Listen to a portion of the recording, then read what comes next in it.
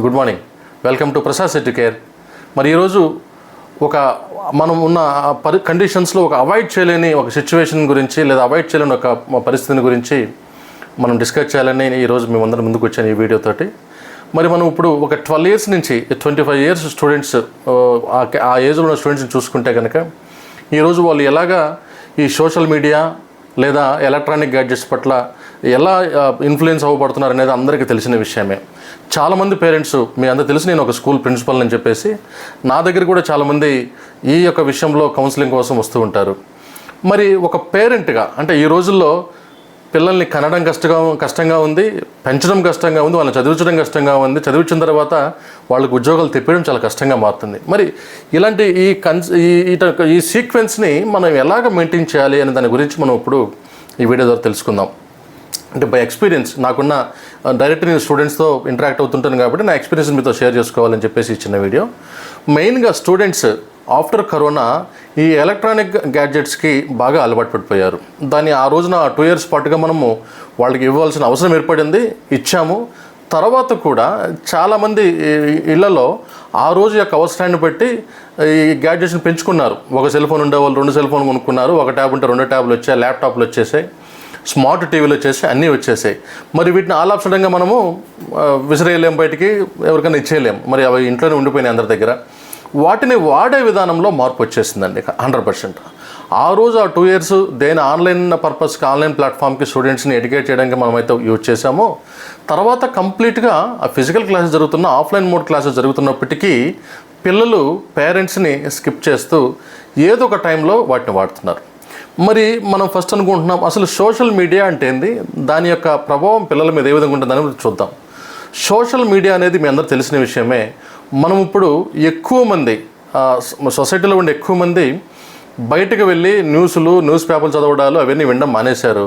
మొత్తం మొబైల్లోనే ఆపరేట్ చేస్తున్నారు. అంటే through social media, YouTube, Facebook, Instagram, WhatsApp, Twitter, Snapchat, రకరకాల అప్లికేషన్స్ ఉన్నాయి ఈ సోషల్ మీడియాకి. మరి ఒక విషయం చెప్తున్నాను, ఈ సోషల్ మీడియా అనేది టూ ఎడ్జెడ్ స్వార్డ్. ఇది 2 పక్కల 12 కత్తి. అంటే ఒకవైపు పిల్లలకి ఏ విధంగా అయితే ఉపయోగపడుతుందో, చాలా ఉపయోగపడుతుందో, అంతే నష్టాన్ని కలిగించేదానికి అవకాశం ఉన్నటువంటిది ఈ సోషల్ మీడియా. మరి మనం ఉపయోగాన్ని ఏ విధంగా పిల్లలకి టీచ్ చేయాలి, ఈ అనర్థాలని ఏ విధంగా అరికట్టాలి అనేది ఒక పేరెంట్గా మనము తెలుసుకొని పిల్లలకు కౌన్సిలింగ్ ఇస్తే తప్ప దీనికి ఎలాంటి వేరే వాడకన్సే దారే లేదండి. కంట్రోల్ చేయడానికి వేరే దారి అయితే లేదు.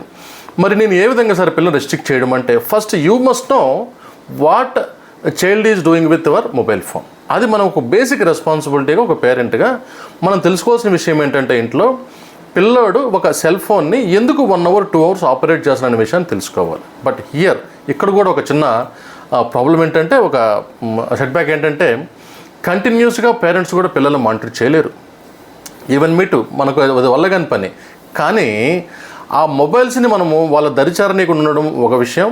వాళ్ళకి ఒక టైం టేబుల్ ప్రకారంగా వాళ్ళని ఎప్పుడు ఏ విధంగా చేయాలనేది ఖచ్చితంగా పేరెంట్స్ తెలుసుంటే కనుక దీన్ని అవాయిడ్ చేయొచ్చు. అంటే అందరూ 100 మంది స్టూడెంట్స్లో 100 మంది దీన్ని ఆపరేట్ చేస్తున్నారని దెర్ ఇస్ నో థాట్ అండి. బట్ ఒక 60% పిల్లలు మాత్రం దీనికి అడిక్ట్ అయ్యారని చెప్పడంలో ఎలాంటి సెకండ్ థాట్ అయితే లేదు. ఎందుకంటే నేను directly I'm witness to that. నేను చూస్తున్నాను చాలామంది పిల్లల్ని. సో మరి ఇంటికి రాగానే ఫస్ట్ పిల్లలు చెప్పే మాట ఏంటంటే, సెల్ ఫోన్లో హోంవర్క్స్ ఉంటాయి. Okay, it's okay. హోంవర్క్ చూడడానికి it takes hardly 3 to 5 minutes time, or maybe 10 minutes time. That's it.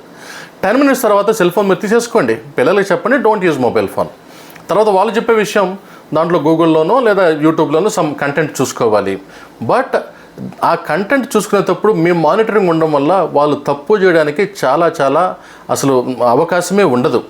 మనం ఎప్పుడైతే మానిటరింగ్ చేయమో అంటే బేసికల్గా ఎవరు పిల్లవాళ్ళు వాళ్ళు నమ్ముతారు, there is no doubt at all, అందులో ఎలాంటి తప్పు లేదు, నమ్మాలి. కానీ పిల్లలు ఆ వయసులో ఆ ఇంపాక్ట్ అనేది వాళ్ళకి అర్థం కాదు. సో ఇవి చూడడం వలన మాకు ఫ్యూచర్లో ఈ లాస్ కలుగుతుందనే ఆ క్యాలిక్యులేషను వాళ్ళకు ఉండదు. పేరెంట్స్గా మనకు తెలుసు కాబట్టి, మనం అనుభవించుంటాం కాబట్టి దాన్ని పిల్లలకి చెప్పడం ద్వారా, ఒక్కసారి కాదండి, పదే చెప్పడం ద్వారా మన పిల్లల్ని మనము కంట్రోల్ చేసుకోవచ్చు, రెస్ట్రిక్ట్ చేయవచ్చు. వాళ్ళు ఖచ్చితంగా వింటారు. దాని యొక్క ఆ బారిన పడకుండా కూడా మనం అరికట్టవచ్చు. మరి మెయిన్గా ఈ 2 edged స్వాడ్ అంటే డబుల్ ఎడ్జ్డ్ అంటే రెండు పక్కల, అంటే ఒకవైపు పిల్లలకి ఒక మంచి ప్లాట్ఫామ్గా, అంటే ఒక కొలాబరేషన్కి, కనెక్టింగ్కి, లేదా ఒక ఎడ్యుకేషన్ అకాడమిక్స్కి కంప్లీట్గా ఇది చాలా బాగా ఉపయోగపడుతుంది. నెంబర్ ఆఫ్ అసైన్మెంట్స్ దీంట్లో చూసుకోవచ్చు, నెంబర్ ఆఫ్ పీపుల్తో కనెక్ట్ అవ్వచ్చు, నెంబర్ ఆఫ్ ప్లాట్ఫామ్తో మనం కొలాబరేటివ్ వర్క్ చేయొచ్చు. చాలా అడ్వాన్స్డ్ కంటెంట్ని మనం ఈ సోషల్ మీడియా ద్వారా మనం పొందవచ్చు. అట్ ద సేమ్ టైం ఇవి చూస్తున్నప్పుడే మధ్యలో వచ్చే అడ్వర్టైజ్మెంట్స్ కానీ, లేదా డిఫరెంట్ కాన్సెప్ట్స్ కావచ్చు, మనల్ని డిస్ట్రాక్ట్ చేస్తాయి అనడంలో ఎలాంటి వేరే ఆలోచన లేదండి. ఎందుకంటే ఫస్ట్ ఒక చిన్న థాటే మనల్ని ఎక్కడికో తీసుకెళ్తుంది. It's kind of addiction. ఆ అడిక్షన్ ఎలా తయారవుతుందంటే, ఒక ఫస్ట్ చిన్నదాన్ని తయారవుతుంది, ఎవరు చూడటం లేదలే, నెక్స్ట్ తప్పు చేద్దాం అనుకుంటారు. అలా తప్పులు చేస్తూ ముందుకెళ్ళిపోతారు. ఈరోజు మీరు చూసారంటే ఇన్స్టాగ్రామ్ అనేది కొత్తగా వచ్చినప్పటికీ, తర్వాత ఫేస్బుక్ తర్వాత అది వచ్చింది, అయినప్పటికీ ఈరోజు ఇన్స్టాగ్రామ్ అనేది కొన్ని లక్షల మంది స్టూడెంట్స్ జీవితాంతో ఆడుకుంటూ ఉంది బేసికల్లీ చెప్పాలంటే.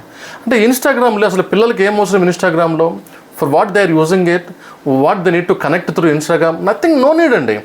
ఫ్రెండ్స్ అందరూ స్కూల్లో ఉంటున్నారు, వాళ్ళకి సంబంధించిన విషయాలన్నీ స్కూల్లో morning 8:30 to evening 5 o'clock friends స్కూల్లో ఉంటున్నారు. ఇంటికి పోయిన తర్వాత ఆ మెయిన్ టైంలో, అంటే 5:30కి ఇంటికి వెళ్ళిన పిల్లవాడు 9 కల్లా నిద్రపోతే 10 కల్లా, ఆ 5 hours టైంలో ఇన్స్టాగ్రామ్లో మళ్ళీ వాళ్ళు కనెక్ట్ అయ్యి డిస్కస్ చేసుకోవాల్సినంత పెద్ద విషయాలు, ప్రపంచం కూలిపోయేంత విషయాలు ఏముండవు. ఈరోజు ఏమైందంటే ఇన్స్టాగ్రామ్కి, ఫేస్బుక్ యాప్ అవసరం లేదు. జస్ట్ బ్రౌజర్ ద్వారా వారు లాగిన్ అవ్వచ్చు. బ్రౌజర్ ద్వారా వాళ్ళు లాగిన్ అయిపోయి డిఫరెంట్గా చాట్ చేసుకుంటున్నారు, లాగౌట్ అయిపోతున్నారు. మొబైల్ మీ హ్యాండ్లోకి, పేరెంట్స్ హ్యాండ్లోకి వచ్చినప్పటికీ దాంట్లో అప్లికేషన్ లేకపోవడం వల్ల, యాప్ లేకపోవడం వల్ల వాళ్ళకు వచ్చే మెసేజ్లు మీరు చూడలేకపోతారు. అందువల్ల మీకు అర్థం కాదు పిల్లలు ఏం తప్పు చేస్తున్నారు అనేది. అంటే ఎందుకు సార్ ఇలా తయారయ్యారంటే, it's all kind of network. పక్కన పిల్లలు చాలామంది ఉంటారు, వాళ్ళు మోటివేట్ చేస్తారు. ఇంకొక విషయం ఏంటంటే, ఇంకొక బాధాకరమైన, చాలా నాకు బాధేసిన విషయం ఏంటంటే, ఒక్కొక్క పిల్లవాడికి ఒక 10 ఐడీస్ పెట్టుకున్నారు, ఫేక్ ఐడీస్ మొత్తం. ఎవరి పేరు ఎవరు తెలియదు. అంత దూరం ఎందుకండి? నాకే యూట్యూబ్లో రకరకాల మెసేజ్లు వస్తుంటాయి మా పిల్లల నుంచే. అంటే నాకు తెలియదు వాళ్ళ ఐడీస్ అంటే, I can't find it out, even I can't guess, but they do like this. అంటే వాళ్ళు ఒక నెట్వర్క్ ఉంటుంది, వాళ్ళ పనే అది. They don't concentrate they don't focus on academics, they don't focus on their parents. వాళ్ళ అసలు ఎడ్యుకేషన్ అక్కర్లేదనే రీతిలో వాళ్ళు అలాగా ఇన్ఫ్లుయెన్స్ చేయబడతారు ఈ సోషల్ మీడియా ద్వారా. మరి వీటన్నిటి అరికట్టాలి అంటే ఇంట్లో ఉండే మొబైల్ ఫోన్స్కి మీకు Google One అనే ఒక అప్లికేషన్ ఉంటుంది. Google One అంటే ఎంటైర్ మీ ఫ్యామిలీని ఒక సింగిల్ మెయిల్ ఐడి ద్వారా మీరు ఆపరేట్ చేయొచ్చు, ట్రాక్ చేయొచ్చు. సో అలాంటి Google One ఉండడం వల్ల డెఫినెట్గా మీరు సెక్యూర్ చేయబడతారు. సో పిల్లవాళ్ళు ఏం చేస్తున్నారని మనం ట్రాక్ చేయబడుతుంది. అంటే పిల్లవాళ్ళని అనుమానంతో మనం నిమిషం వాళ్ళని ట్రాక్ చేయడం తప్పండి. మనం నమ్మాలి పిల్లల్ని. బట్ వాళ్ళు చెడుదారిన పోతున్నారు అని మీకు తెలిసినప్పుడు డెఫినెట్గా కౌన్సిలింగ్ ఇవ్వాల్సిన అవసరం మీకుంది. అలాగనే దాని యొక్క అనర్థాలు ఏంటి వివరించాల్సిన అవసరం మీకుంది. ఇవన్నీ చేయడం ద్వారా మన పిల్లల్ని చాలా సేఫ్గా చూసుకోవచ్చు. ముఖ్యంగా ఈ సోషల్ మీడియా నుంచి పిల్లల్ని దూరంగా పెట్టండి. ఈ సోషల్ మీడియా బారిన పడకుండా పిల్లల్ని మీరు ఆపండి. అలాగనే మొబైల్ ఫోన్ ఎక్కువగా యూజ్ చేయకుండా మీరు దాన్ని రెస్ట్రిక్ట్ చేయండి. అలాగని చెప్పి పిల్లల్ని కంప్లీట్గా దూరం చేయొద్దు. ఏదో 5-10 నిమిషాలు యూజ్ చేయడం తప్పులేదు. In presence of your monitoring, me monitoring ఉన్నంతసేపు పిల్లలు ఎలాంటి తప్పు చేయరు, దాన్ని హ్యాపీగా యూజ్ చేస్తారు, మంచి వాటి కోసం యూజ్ చేస్తారు, ఖచ్చితంగా నాలెడ్జ్ అనేది పెరుగుతుంది. ఇవన్నీ మీరు తెలుసుకొని పిల్లల్ని కౌన్సిలింగ్ చేస్తారని మేము ఒక స్కూల్స్లో ఒకవైపు నుంచి చేస్తున్నాం. పేరెంట్స్ కూడా కౌన్సిలింగ్ చేయాలి. పిల్లవాళ్ళకి ఈ రోజులలో ఆన్లైన్లో క్లాసులు జరగడం లేదు, ఆన్లైన్లో ఎలాంటి వర్క్లు వాళ్ళకు ఉండవు. ఇది అందరూ పేరెంట్స్ తెలుసుకోవాల్సిన విషయం. ఫస్ట్గా ఏదైనా ఉంటే 1 or 2 ఇన్స్టిట్యూషన్స్ లేదో ఆర్ట్ టైమ్స్ క్లాసెస్ ఉంటాయి, కానీ సండేస్, సెకండ్ సాటర్డేస్ ఆ విధంగా రెగ్యులర్ క్లాసెస్ అనేవి పిల్లవాళ్ళకి ఇప్పుడు ఆన్లైన్లో లేవు, అన్ని ఫిజికల్ క్లాసెస్ జరుగుతున్నాయి. ఇదొకటి మీరు ముఖ్యంగా గుర్తుపెట్టుకోండి. మరి ఇలాగా పిల్లవాళ్ళని ఈ ఇన్స్టాగ్రామ్ నుంచి లేదా ఫేస్బుక్స్ నుంచి దూరంగా ఉంచడం వాళ్ళకి దాంతో పెద్దగా అవసరం అసలు పెద్ద కాదు, అసలు జీరో నీడ్ వాళ్ళకి. Once they became a graduates, once they start working for a companies, then they can form the networks, వాళ్ళ నెట్వర్క్ని ఏర్పాటు చేసుకోవచ్చు. కానీ as of today being a child or being a student, the Instagram and Facebooks are waste factors. అసలు దాని గురించి ఆలోచించిన అవసరం లేదు. ఇంకా ఇప్పుడు మనల్ని బాగా ప్రభావితం చేసిన విషయం ఇన్స్టాగ్రామ్స్లో రీల్స్, యూట్యూబ్లో రీల్స్, ఫేస్బుక్లో రీల్స్. మరి వీటిలో కూడా నేను డిబేట్కి వెళ్తే పెద్ద ప్రాబ్లం అవుతుంది. నేను కూడా దాని గురించి అసలు ఎక్కువగా మాట్లాడలేదు. అంటే of course they are earning money. మనకి ఎగ్జిస్టెన్స్లో ఉన్న సాంగ్స్ని మళ్ళీ తిప్పి వాళ్ళు డ్యాన్స్లు వేసేసి దానికి మనల్ని ఎంటర్టైన్ చేస్తున్నారు. అంటే ఇక్కడ ఒక విషయం గుర్తుపెట్టుకోవాలండి, ఒక 35 ఇయర్స్ క్రాస్ అయిన తర్వాత ఆ రీల్స్ అవి చూడడం వల్ల వాళ్ళు జస్ట్ టైంపాస్ చేయగలరే కానీ లేదా వాళ్ళ వరకు కొంచెం పోగొట్టుకోగలరు, అది ఒక different factor. But 12 to 25 years లోపల ఈ రీల్స్కి, ఈ ఇన్స్టాగ్రామ్ మెసేజెస్కి, ఫ్రీ ఫైర్ గేమ్స్కి, ఇలాంటి అనవసరమైనటువంటి గేమ్స్కి అడిక్ట్ అవ్వడం వల్ల లేదా ఇన్ఫ్లుయెన్స్ చేయబడడం వల్ల అసలు ఎంటైర్ లైఫ్నే లాస్ అవుతారు. ఈ పాయింట్ చాలామంది ఇంపార్టెంట్ గుర్తుపెట్టుకోవాలి. అంటే తప్పు ఉందా అంటే 100% తప్పు అండి. చేసే వాళ్ళని మనం ఏం చేయలేం. ఇప్పుడు కొన్ని లక్షల మంది, కోట్ల మంది రీల్స్ చేస్తున్నారు. ఎడ్యుకేషన్ గురించి మాట్లాడితే దానికి ఎవరు లైక్ చేయరు, చూడరు. బికాస్ మంచివన్నీ పైన ఎవరు కనిపించవు, చాలా లోతుగా ఉంటాయి వీడియోస్, అవన్నీ మనం సెర్చ్ చేసుకుంటూనే వస్తాయి. అనవసరమైనవన్నీ యూట్యూబ్లో ఫ్లోట్ అవుతూ ఉంటాయి పైన. కానీ మనల్ని ఏం చేయలేకపోతున్నాం వాటిని. I can't stop, you can't stop. అందుకని నేను ministry of information and broadcasting వాళ్ళకి రిక్వెస్ట్ చేస్తున్నా ఈ వీడియో ద్వారా, దయచేసి కొంత కంట్రోలింగ్ని మీరు చేయండి, మీరు ఉంచండి వాళ్ళ మీద. అంటే ఈ ఎడ్యుకేషనల్ సొసైటీ చెడిపోతుంది, పిల్లల సొసైటీ చెడిపోతుంది. పిల్లలు అనవసరంగా చాలా ఈ అడిక్షన్కు గురవుతున్నారు. ఈ ఎడ్యుకేషన్లో చాలా ప్రాబ్లం వస్తుంది అనే విషయాన్ని ఈ వీడియో ద్వారా గవర్నమెంట్ వారికి కూడా నేను తెలియజేసుకుంటున్నాను. మరి పేరెంట్స్ అందరూ గమనించండి, పిల్లల్ని అడిక్ట్ కాకుండా చూసుకోండి. ఈ గేమ్స్ని 100% మీరు నివారించాల్సిన అవసరం ఎంతైనా ఉంది. ఇది ఇంకా కంప్లీట్ దాన్ని సస్పెండ్ చేసేసేయండి. అలాంటి ఏదైనా గేమ్స్ ఉన్నా కానీ ఏదన్నా కానీ చేయడం వల్ల పిల్లలు ఒక మంచి పద్ధతిలో, రేపు మంచి సిటిజన్స్గా, ఒక మంచి కెరియర్లో సెటిల్ అవ్వడానికి ఉపయోగపడుతుందని నేను భావిస్తున్నాను. దీని మీద ఇంకా మీ పిల్లలకి ఏదన్నా కౌన్సిలింగ్ అవసరమైనా లేదా ఇంకా టిప్స్, ఇన్స్ట్రక్షన్స్ ఏదైనా కావాలన్నా కానీ ఇక్కడ ఉండే మెయిల్ ఐడికి మెయిల్ చేయడం ద్వారా, అలాగే నా కాంటాక్ట్ నెంబర్కి కాల్ చేయడం ద్వారా మీ అందరూ నేను ఉచితమైన సలహాలని ఇవ్వగలను. Thanks for watching Prasad set care. Thank you so much.